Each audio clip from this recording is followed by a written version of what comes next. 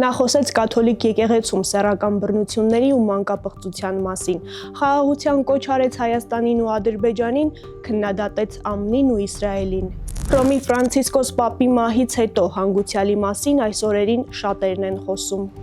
Aspergiamo il corpo del nostro Papa Francesco. 12 տարի կաթոլիկ եկեղեցին գլխավորած Պապը մահացավ 88 տարեկանում։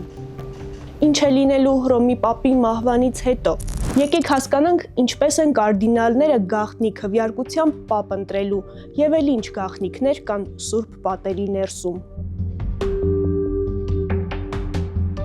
Բայց նախ հիշենք ինչպիսի Պապ էր Ֆրանցիսկոսը։ Նա իշխանության եկավ Վատիկանի համար չլսված մի հայտարարությունից հետո 2013-ին գործող Բենեդիկտոս 16-րորդը հրաժարական տվեց։ Ֆրանցիսկոսը դարձավ առաջին լատինամերիկացին, որ Պապի աթոռը զբաղեցրեց։ Ներգաղթյալների ընտանիքում ծնված Խորխե Մարիո Բերգոլիոն ջահել ժամանակ գիշերային ակումբի պահակ էր աշխատել ու նաև քիմիայի ուսուցիչ։ Ասում են, հոգևոր կյանքը սկսվել էր Ամալիայի հետ չստացված մի սիրո պատմությունից։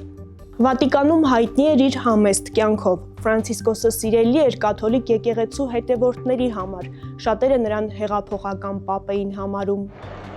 Բայց ահա հոգևոր աշխարհում Պապի պես կաթոլիկ մի հատված նրան չափազանց առաջադեմ էր կարծում։ Ֆրանցիսկոս Պապը դրական էր խոսել միասեռ կապերի մասին, բայց հրաժարվել դրանք ամուսնություն կոչել, դեմ էր աբորտներին, էվթանազիային ու մահապատժին։ Մի մասի համար սա լավ էր, մյուսների համար ոչ այնքան։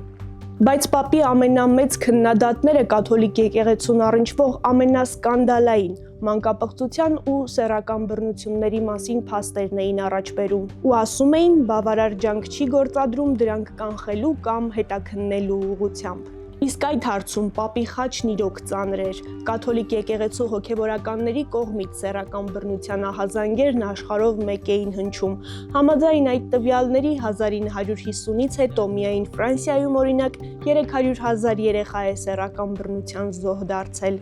Այս բռնությունները կանխելու մասին Պապը հենց իր ընտրման առաջին տարում խոսեց։ Հետագա տարիներին արդեն նա վերջին 4 տասնամյակի ամենամեծ ռեֆորմները մտցրեց կաթոլիկ եկեղեցու օրենքներում։ Դրանք սակայն քիչ են թվում քննադատներին, այս ու մյուս հարցերով ակնկալիքներն արդեն հաջորդ Պապին են ուղղվելու։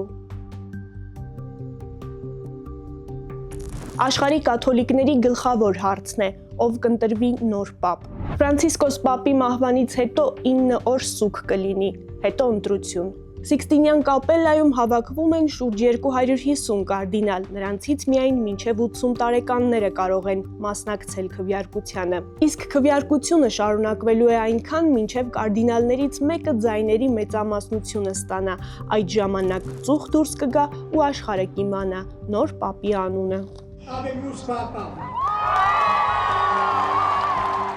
Այս քվեարկությունն անցնում է խիստ գաղտնի պայմաններում, ոչ մի հեռախոս, մեդիա ու կողմնակի անձ ներս ու դուրս անել չի կարող։ Քվեարկությունն օրեր ու նույնիսկ շաբաթներ կարող է տևել։ Պատմության մեջ դեպք է եղել, երբ Պապի ընտրությունը 3 տարի է շարունակվել 1268-ից 1271 թվականներին։ Իհարկե սրա պատճառը նաև այն ժամանակվա կարդինալների միջև քաղաքական բախումներն էին։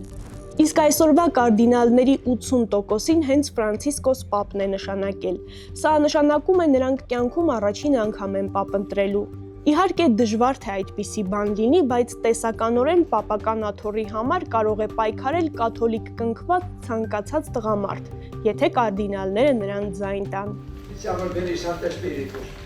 Իսկ բուն կարդինալների մեջ արդեն պապաբիլիներ, Պապի հավանական թեկնածուներ են նշմարվում, ընդ որում նաև աֆրիկյան ու ոչ եվրոպական ծագումով։ Ամեն ինչ սակայն կարդինալների քվեարկությունից է կախված։ 2016-ին Հռոմի Պապ Ֆրանցիսկոսը առաջին քրիստոնյա երկիր Հայաստան եկավ։ Պապի այս այցը պատմական էր, բայց ոչ առաջինը։ Նրանից առաջ նաև Հովհաննես Պողոս II Պապն էր Երևան եկել։ Ֆրանցիսկոս Պապը Էջմիածին ու Գյումրի այցելեց, պատարագ մատուցեց, հարգեց ցեղասպանության զոհերի հիշատակն ու 1915-ին եղածն իր անունով կոչեց։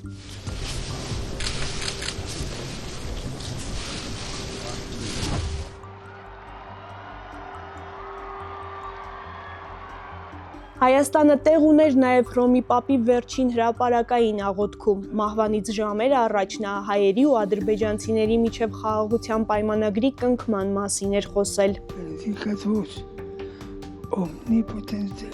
Շաբաթներ առաջ, բայց մայրաթոռից Վատիկան քննադատություն էր գնացել։ Պատճառն Ադրբեջանի անցկացրած միջոցառումն էր, որ քրիստոնեությունը Ադրբեջանում պատմություն եւ արդի ժամանակներ խորագիրն ուներ։ Հայոց եկեղեցուց ասացին, դա պատմական իրողությունը խեղաթյուրելու փորձ էր։ Մայրաթոռից նաև հայտարարել են, կաթողիկոսը կմասնակցի Պապի հուղարկավորությանը։ Իսկ կաթոլիկ աշխարհը Պապին վերջին հրաժեշտ կտա ապրիլի 26-ին։